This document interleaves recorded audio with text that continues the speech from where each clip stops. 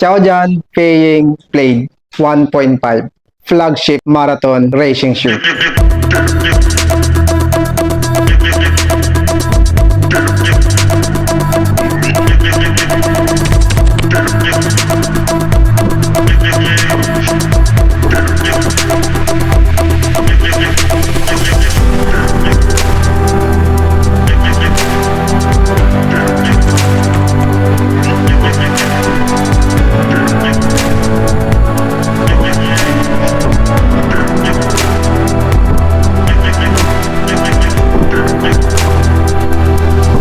Beast Evolution, powerful without limits. Hi guys, ako nga pala si Jebs TV at bago natin pag-usapan ito, magbibigay lang ako ng disclosure. Disclosure, itong sapatos na ito ay pinadala sa akin ng authorized sellers ng Chaojan Sport para gawan ng review.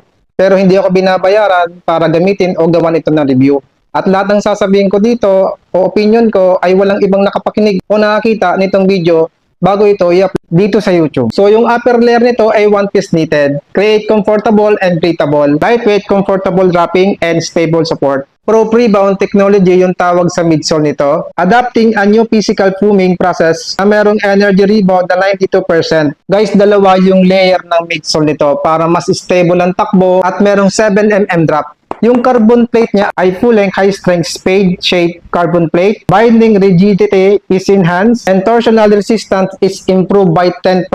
Provides stable support for extreme thicknesses and reduce ankle eversion. QASU yung rubber outsole nito na merong non-slip, safe, and reliable. Durable and improve anti-skid properties and effectively prevent slipping on wet roads. So ano ang masabi ko sa unang takbo ko dito? Guys, roomy yung toe box niya. Kahit na tumakbo tayo ng malayo, mag-LSD tayo, hindi basta-basta magkakaroon ng discomfort yung mga paa natin. At recommended ko kagad ito sa medyong malalapad ang paa. Napakalambot ng midsole niya. Kaya pala double layer yung technique na ginawa nila sa midsole ay para hindi mawala yung stable kahit na napakalambot niya. Dito sa midfoot, meron dito akong nararamdaman na umaaksyon.